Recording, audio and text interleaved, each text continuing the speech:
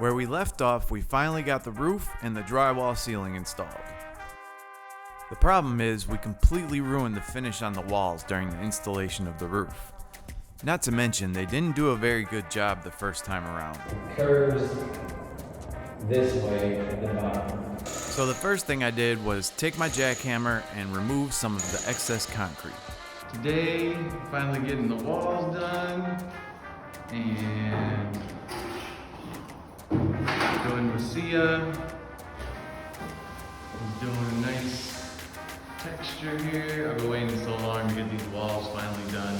The process for Messia is relatively simple, but I'll go into more detail in my next video when we finish the outside of the house.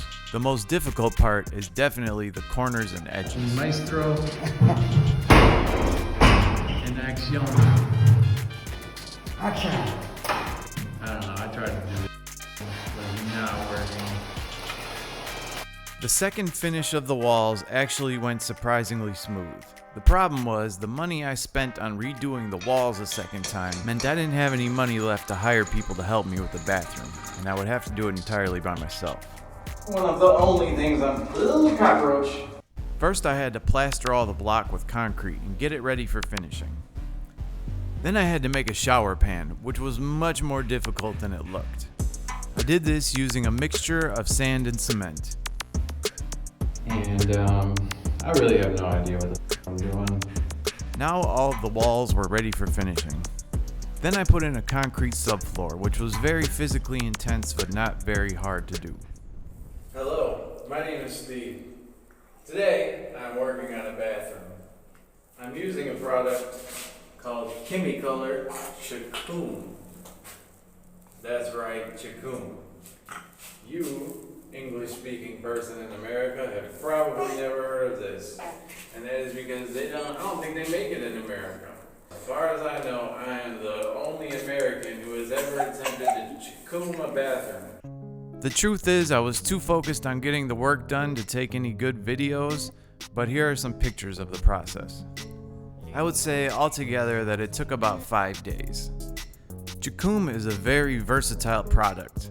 I used it on the walls, the shower, and the floor. It can also be used for countertops, pools, and even the outside finish of your house. Just remember, it typically needs a clear coat of concrete sealant. I think I did pretty good for my first time ever doing anything like this, but a pro can make this stuff look amazing. Today I'm installing a toilet. With the Chacum finished and the toilet installed, the bathroom was finally done. I mean, come on, give me my props. I took what started as a complete hellhole and made it into something that was actually pretty decent, and I had never done anything like this before. The finish line was in sight. There was just a few little details to take care of, such as installing the air conditioner and light fixtures.